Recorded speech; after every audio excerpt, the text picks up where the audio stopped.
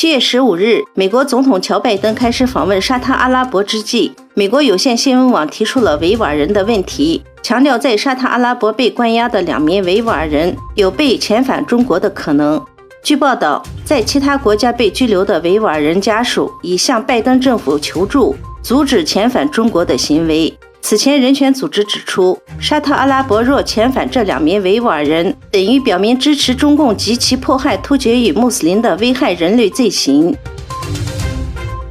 拜登周六在沙特吉达结束了首次中东之行，他承诺不会留下一个由中国、俄罗斯和伊朗填补的真空。拜登还宣布了对中东和北非地区提供10亿美元的粮食安全援助。他欢迎阿拉伯领导人对华盛顿对抗中国“一带一路”计划而启动的全球基础设施与投资倡议提供30亿美元的保证。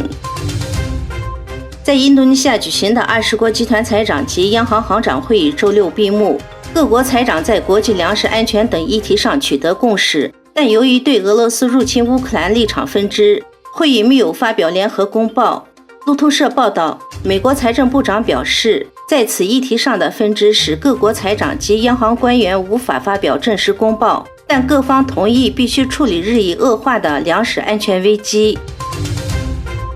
在美国总统乔拜登访问沙特期间，两国签署了18项合作协议和备忘录，涉及能源、投资、航天、通信和医疗等多个领域。7月16日，阿塞拜疆共和国外交部对格鲁吉亚进行了工作访问，并与亚美尼亚外长举行了双边会晤，但是会晤没有对媒体开放。